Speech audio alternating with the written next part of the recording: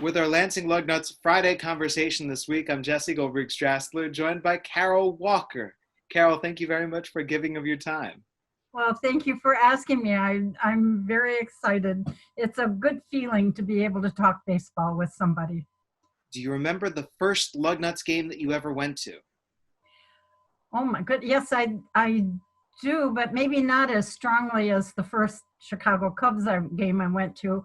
But yeah, I do. It was when Juan Cruz was with us. We were hosts by then. He was living with us. And so that was my first Lugnut game. How did you and your husband Dale volunteer to become a host family? We have hosted academics from Michigan State, mostly students from other countries over the years, for maybe 10 years before we got involved with baseball. But almost our whole marriage, we've had somebody living with us, either maybe a missionary or we had a wife of a military person who was alone, and she lived with us. We've done a lot of that. And we were hosting academics, and then that kind of through Michigan State University. And then that kind of waned with us. It wasn't always wonderful. And so one day we looked in the newspaper, and there's this little tiny ad that said they needed host families for Lugnut baseball players.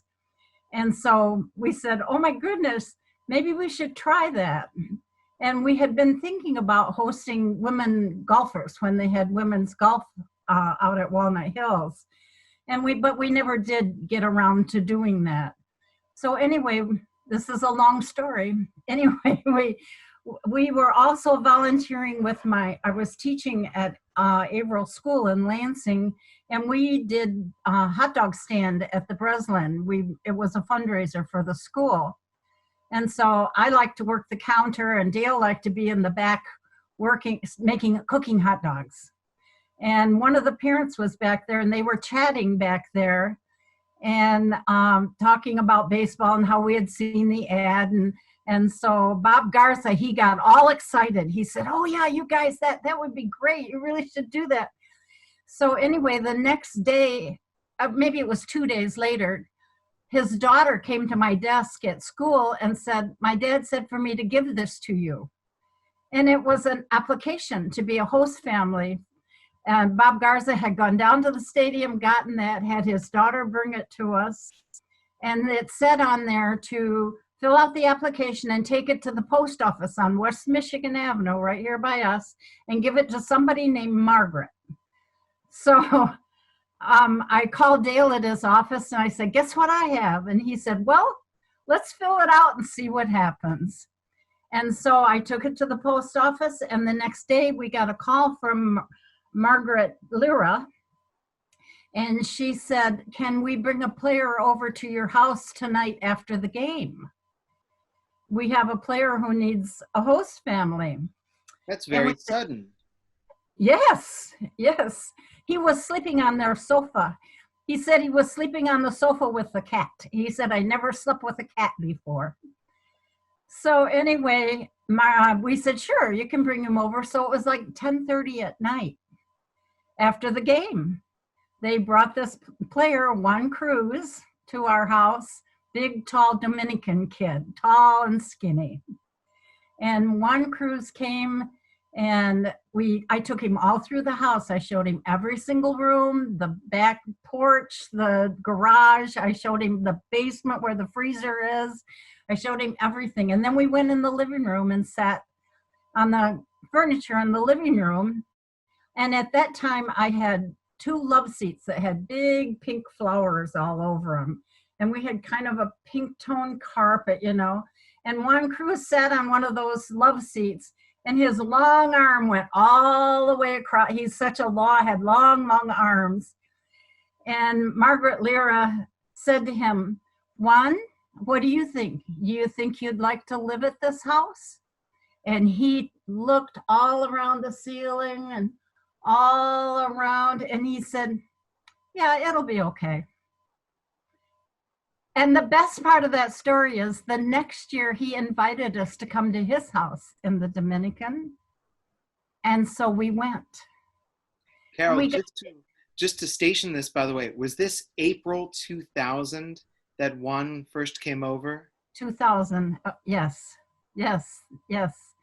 And so we went to his house, and his house was just the most humble home that you've seen. He was still a minor league player, and it was so humble. And they had, when it would rain, we'd have to take squeegees and push the water back out of the house because the water would run into the house. And so in the morning, we'd have to get up and push the water out of the house, and we had to sleep under mosquito netting, because there were no screens on the windows. There were just big openings in a cement block building, but they had bars on those openings, but no screens. So anything and the roof, the walls didn't go all the way up to the roof. It was open.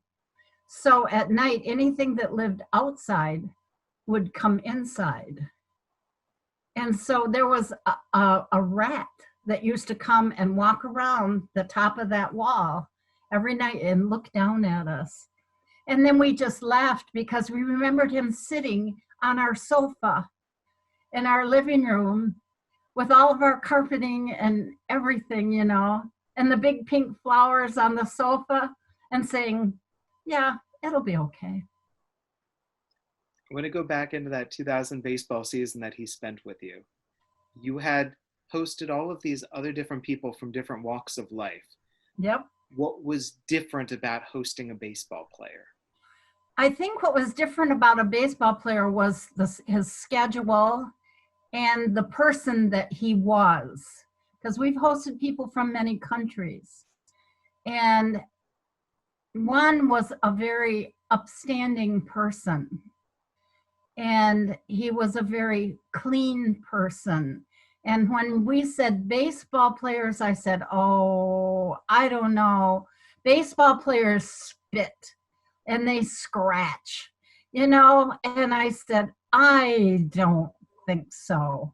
Juan Cruz came, and the thing that caught my attention was, Jesse, he took like 3 showers a day. And even his fingernails were so clean. He was clean, his whole body. And then there would be times that I would go into his room and say, oh, I have the laundry for you, or something like that. He would be on his knees by his bed with his Bible open. He would be praying. And I'd say, oh, Juan, and I caught him more times than not. And I'd say, no, it's okay. He was such a different person than I envisioned, what I had seen on TV. Such a different person. And we just fell in love. And so that was when we've fallen in love 72 times. We've had 72 players now, and we've fallen in love, and we've visited many of them in their homes. And it's just been wonderful. Juan Cruz just called me a couple of weeks ago to see how we were. He still calls after all these years. And he says to me in a 5-minute telephone conversation, he'll say, I love you. I love you. I love you. He's such a good person. Such a good person. He helped me win baseball. Jesse, when I started with baseball, I didn't know anything about baseball. I knew that they called it a diamond, and I knew there were bases and bats and balls. That was it. You said that you didn't remember your first Lugnuts game all that clearly, but you remember your first Cubs game. Tell me about that first Chicago Cubs game. That was when Juan Cruz got called up to the Chicago Cubs, and he was pitching at that first game. He was the starting pitcher. And my heart, I could not. I mean, we had already known him like maybe 3-4 years, because he had gone to he had moved up through the minors a little. He moved pretty fast. But we went and visited him when he was in Florida. We visited him in Tennessee. We were in love with this boy. And so anyway, I said, we are going to that game that he's pitching. And that was my first Chicago Cubs game. And he left tickets for us. That was so exciting. We felt so important. And they seated us with the families of the players. You know, those wives and kids were right there. We were just like super important people. And I went down. He was warming up down, and I wanted him to know. I told him we were coming, and I wanted him to know we were there. And he was warming up, and it's pretty close, you know, at Wrigley Field. The pitchers warm up pretty close to the lower tier there. And so I went down, and of course they wouldn't let me down close to him. And I said, but he's my boy. We hosted him. He's my boy. He, you know.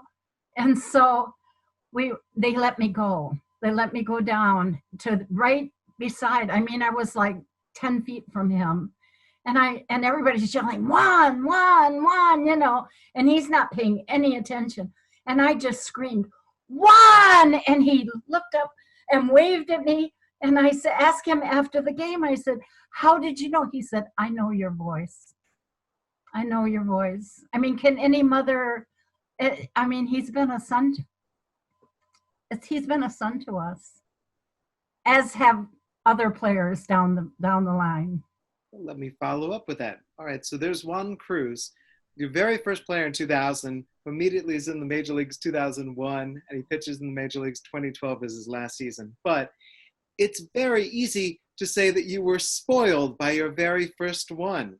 How did things go after that from the year 2000, okay, 2001, 2002? I mean, my goodness, he set a high bar for you. Yes, he did. But, you know, I actually recommended some players, and that helped a lot. And actually, when Juan left, Lyras were in charge of the host family program, and they didn't give us a player for a long time. It was quite a few weeks. And I was pretty upset that we didn't have a player, because I was sucked in. I mean, I wanted to do this. It was wonderful. I missed being at the ballpark and going. I often say about baseball, people say, oh, you must love baseball. I said, I don't know if I love baseball, but I know I love baseball players. I know I love them. They're wonderful boys. So anyway, Lyras were out of town once, and a player came, Peyton Lewis, a pitcher, I think he was a left-handed pitcher. Peyton Lewis came, and the secretary or somebody of the host family called us and said, we have this player. Are you interested in having a player? And I said, sure, have him call me.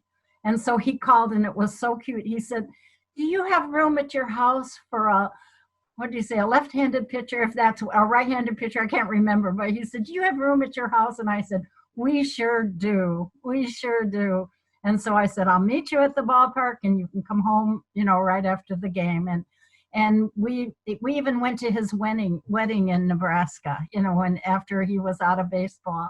So, and we get a letter from his dad. Peyton doesn't communicate with us, but his dad sends us a letter 3 or 4 times a year and gives us an update on Peyton and all the kids. And Peyton's now a principal at an elementary school. It's fun to hear what the Lugnuts players are doing now. One of the most notable players that you had stay with you, I remember when this happened, you had in 2012 Noah Syndergaard, who was turned into the best Major League Lansing Lugnuts. What was it like having Noah? Oh, Noah was just a wonderful, fun young man. Noah is from Texas, and Noah's really proud of being from Texas. And Noah had already gotten $1 million contract. So Noah had money. But Noah was 18 years old, and they were very interested in him being with a host family rather than on his own. And it's just a little more healthy. Not even in the food that he eats and just the more, not so much in activities, but just a little healthier environment. So they were very anxious for him to be with us. And he called and he wanted to be.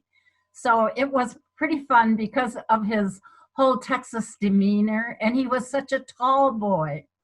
And the bedroom that the players stay in, we have three extra bedrooms, but the first one that comes gets the one that's in the lower level of our house. We live in a tri-level, so it's not really a basement. It's just the lower family room level, and so it's not so high because of the heat runs in the ceiling. He'd have to duck to go into his room because he was so tall. And so he was just a delight. And we've stayed in touch with him some too. A little bit of, but the whole thing, it was different because of him being from Texas and so proud. He was from Texas. And he had this beautiful big pickup truck that had all the bells and whistles. And he ordered expensive clothes. I mean, even his underwear, he ordered it and he just loved. Those boxes came every day. He was spending that money. It was fun. It was a lot of fun because it was a whole different lifestyle than what we had. We've never had that kind of money. And he was just so tall and big. And it would be so fun because some days he'd put on those cowboy boots that raised him up taller. And then that big white hat, a big 10-gallon hat he had. And he'd go out of here in his pickup truck. And I'm telling you, it was just fun. It was fun. He is a delightful boy, a delightful boy. We just saw him last year when he played in Detroit. I contacted him and he left tickets for him. And then we met him afterwards at the hotel and had a visit. Oh, it was the year before last, not last year. Have there been any other of these 72 players who stayed with you? So this is way too big of a question, but any other players who stand out in your memory that you want to share anything about them? Well, one that there's been a handful. David Correnti, who was a Canadian boy from Chatham, Ontario. His parents came almost every weekend, sometimes every other weekend, and they stayed with us. And sometimes they'd bring some of the other family members. And we'd put mattresses on the floor and they'd stay, and I'd make like a big breakfast casserole and put it in the oven in the morning so we could, and it was just fun. It was so fun. We fell in love with the family. We've gone to Chatham many times to visit them, and we've gone to the weddings over there, and his younger sister just fell in love with us, and she came and spent a week with us. After David wasn't playing baseball anymore, she came and stayed with us. And when David went to China for the Olympics, they had a fundraiser and we went over, to contribute to that fundraiser. So we've been to weddings and been friends with that family. And when my mother died, they came over to the visitation at the funeral home they've been a good family. So we've enjoyed them. Another one that we loved so much is Milo Salas, who is now Ishmael. He's changed his name to Ishmael Salas. And his little brother, Frankie, is playing baseball. And he was playing some in the minor leagues. And so when Milo's not, I think he's playing baseball in Mexico. I don't know for sure. But anyway, Frankie has kind of stayed in touch. Milo was on Facebook for a while, but then he dropped off of Facebook, so I don't know anything about him anymore. But we visited with their family too and have stayed good friends. And I still text with Frankie because he's still on Facebook and he catches me up with Milo. There's probably a lot more, but my head's not thinking of them. This is one way that a Lugnuts player might come across you, but there's another way. So there's host family, but there's also you teach English and you've taught English for years. How did that begin? This was supposed to be my 15th season, but no English this season. Well, not from me anyway.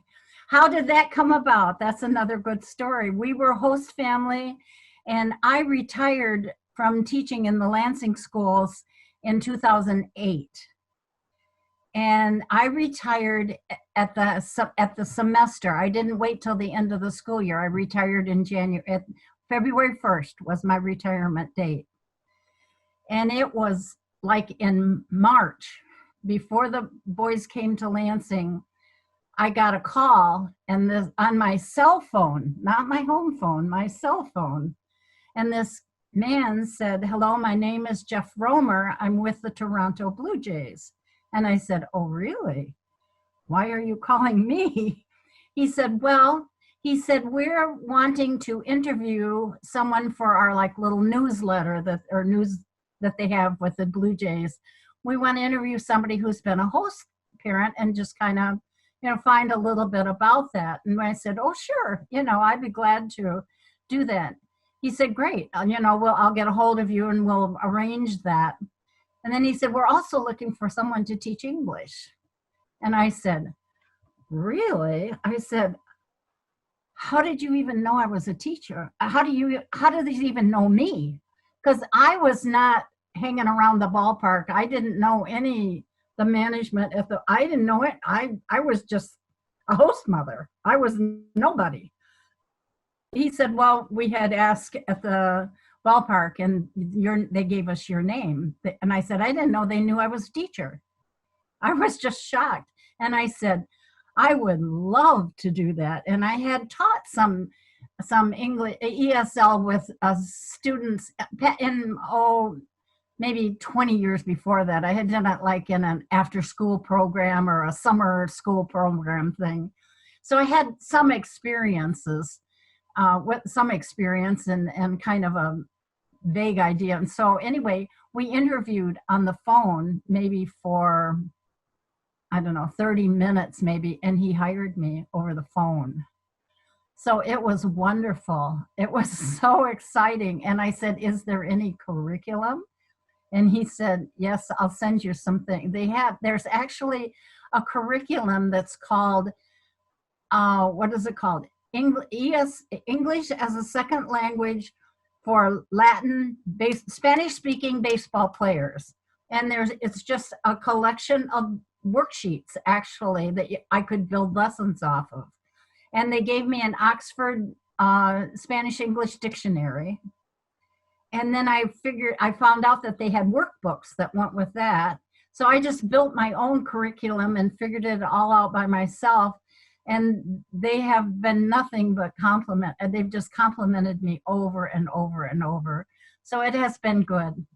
So yes, I've been teaching English for a long time. It's wonderful. And I have now collected 2 closets full of materials that I use.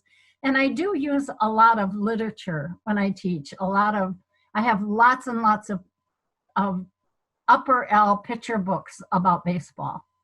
Because I figure if I do anything about baseball, they have prior knowledge. Some of that vocabulary is familiar to them. So when they see it in print in a book and we say it out loud in class, they can connect to it because they've heard it before. So anyway, that's how that came about, was with Jeff Romer. And I've forgotten who was it was Nick somebody. It wasn't Nick Gresser. It was another. I think Nick worked there, but no, I think I've been there longer than he was. I think so. With your classes that you've taught every single year, your curriculum, how has that changed from the first year up until now? It probably has changed because at first I just had like those 2 books. I had the Oxford Dictionary and that other curriculum. That curriculum was written by I think she's a social worker who works with the teams in Arizona. She's involved with the spring training facilities in Arizona. Becky Shenlef, it's an unusual, Shankler or something like that. That's not it. And so then I contacted her and I found out that she had some other materials. And so I bought those. And then just every year, when you're a teacher, you're always thinking about teaching. So I keep finding things. And then I taught with a young man in Waverly schools before I went to the Lansing schools. And he had written a book called Best Year Ever. And his name is Bill Cecil. And he was a Michigan Teacher of the Year. And I remember when Bill Cecil got his first job in Waverly, and he came down the hallway past my classroom, going to his classroom for the first time, just a young kid just out of college. but he's so enthusiastic, and he wrote this book, The Best Year Ever. And I've used a lot of the things out of there. And he even, with his book, has developed a little medal that talks about how do you have in its achievement and attendance and attitude. And so I teach a lot from Bill Cecil's things that I got out of that book. I modified them to make them work for baseball players. What did Juan Cruz think when you first told him, by the way, now I'm teaching English to Lansing Lugnuts? I have to tell you a story about Juan Cruz, because when he was, he played in Detroit one time. And so my cousin from Kalamazoo, she wanted to go to a game. So they came, her and her husband came to Lansing, and we went to Detroit to the game, and Juan left tickets for all of us. And then we went to the game, and then we went to his hotel afterwards and had a visit in his hotel room with my cousin and her husband.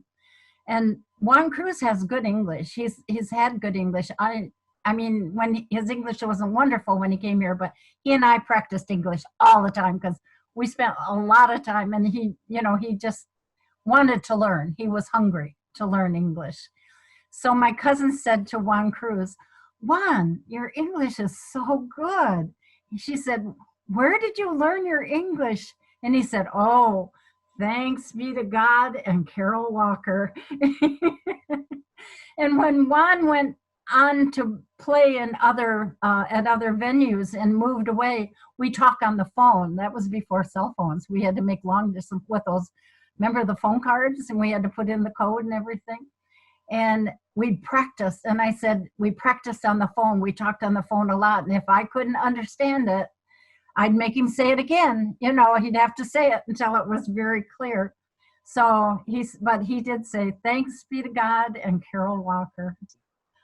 Isn't he a sweetheart? Yes.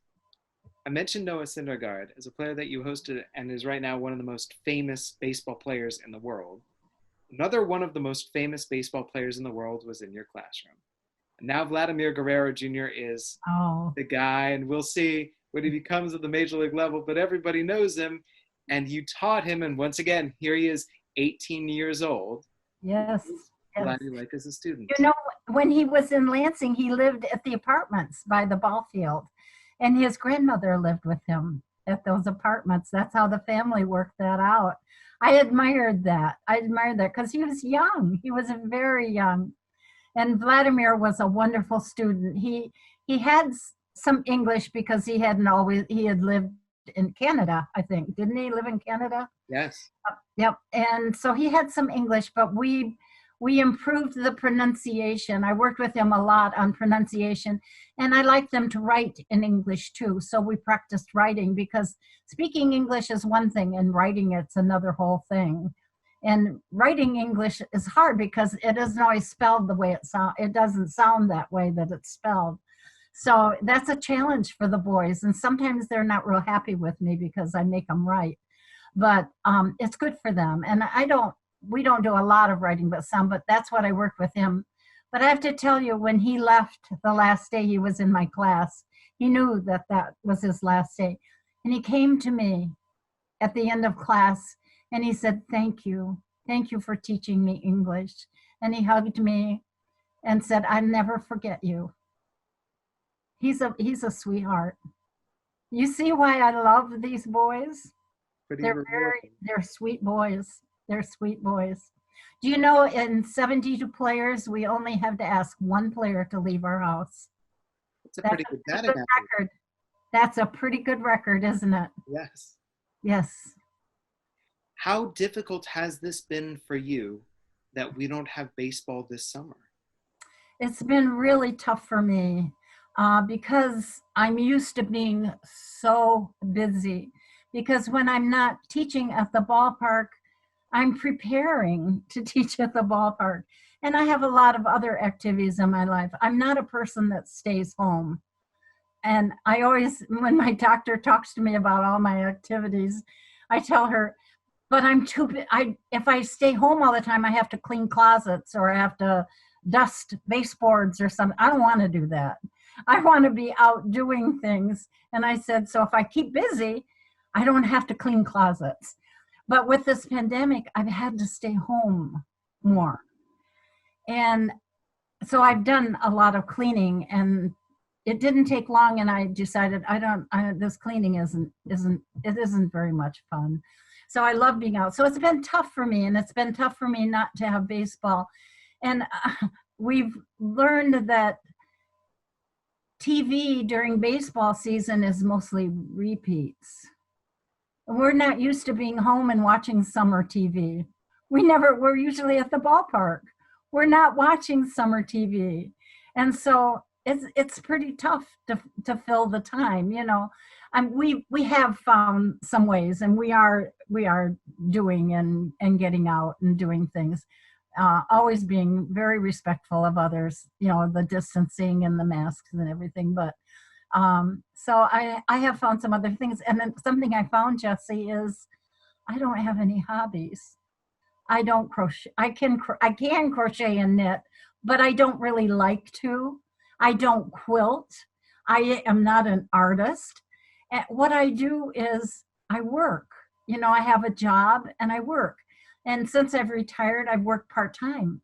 Remember, I retired February 1st and I got a job in March. And I've worked ever since then, a part-time job.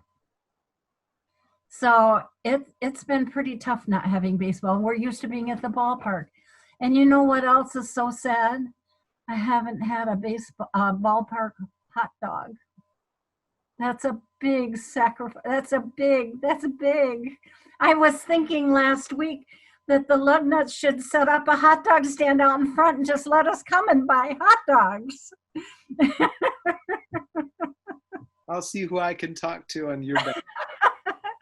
Maybe I should send an email to Tyler and say, let's set up, I'll come and work it. I'll sell hot dogs. Wonderful. Carol Walker, thank you so much for your time. Oh, thank you. Thank you for this. I've really enjoyed it.